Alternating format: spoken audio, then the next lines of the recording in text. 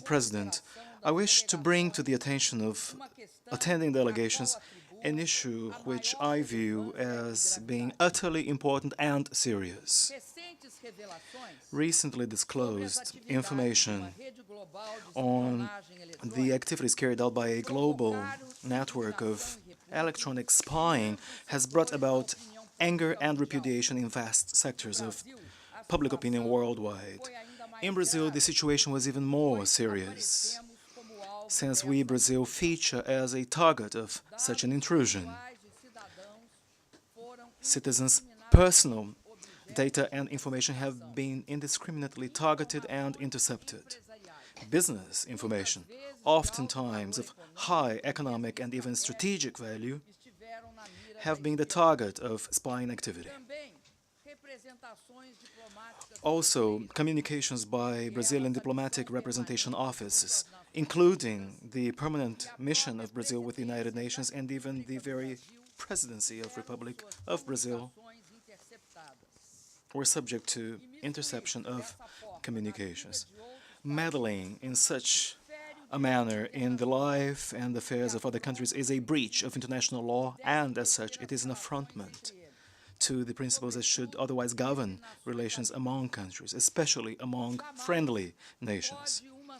A country's sovereignty can never affirm itself to the detriment of another country's sovereignty. The right to security of a country's citizens can never be ensured by violating the fundamental human and civil rights of another country's citizens. Even worse, when private sector companies uphold this type of spying activity.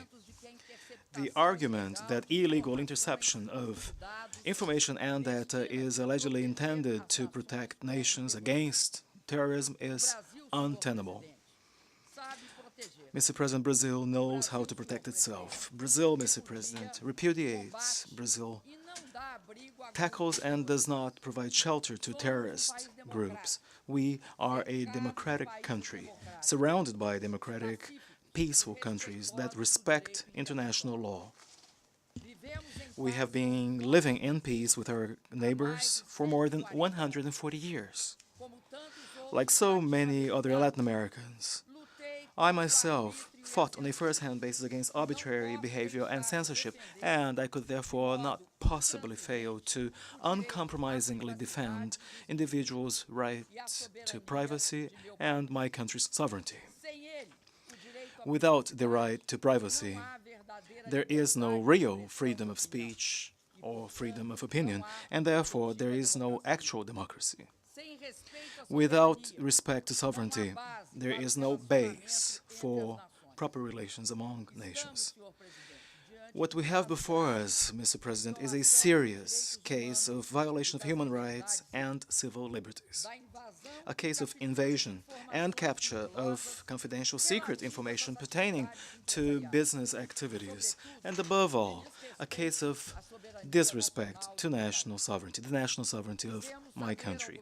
We have let the U.S. government know about our protest by demanding explanations, apologies, and guarantees that such acts or procedures will never be repeated again. Friendly governments and societies that seek to consolidate a truly strategic partnership, such as is our case, cannot possibly allow recurring and illegal actions to go on as if they were normal, ordinary practice. Such actions are totally unacceptable.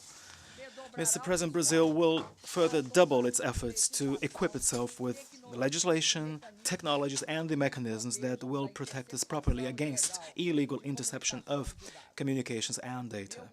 My administration will do everything within its reach and powers to defend the human rights of all Brazilians and to protect the human rights of all citizens in the world, while protecting the fruits of the ingenious efforts of Brazilian workers and corporations. The problem, however, goes beyond the bilateral relations of two countries. It affects the international community itself, and as such requires an answer from it. Information and communications or telecommunications technologies cannot become a new battlefield among states.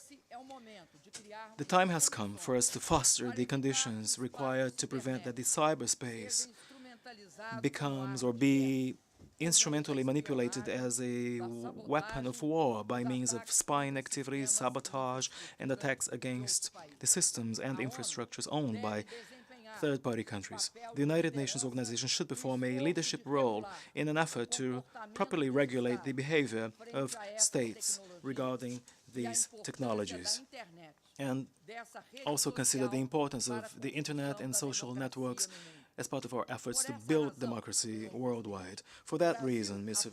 President, Brazil will put forth proposals aimed at establishing a multilateral civil framework for internet governance and use, as well as measures to ensure effective protection of the data and information trafficking through the internet.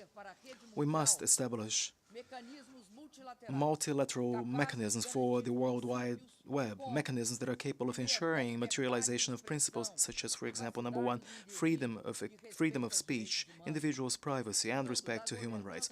Principle number two, democratic governance, multilateral, democratic, and open governance, exercised with a sense of transparency while encouraging collective creation and a broad-ranging participation of society, governments, and the private sector. The third is the principle of universality that ensures social and human development, as well as the construction of inclusive, non-discriminatory societies. The fourth is the principle of cultural diversity without any imposition of beliefs, customs, or values. Principle number five, that of network neutrality by observing only technical and ethical criteria, thus making unacceptable any restriction due to political, commercial, religious reasons, or any other reason. Full utilization of the Internet's potential therefore involves responsible regulation that will at the same time guarantee freedom of speech, security, and respect to human rights.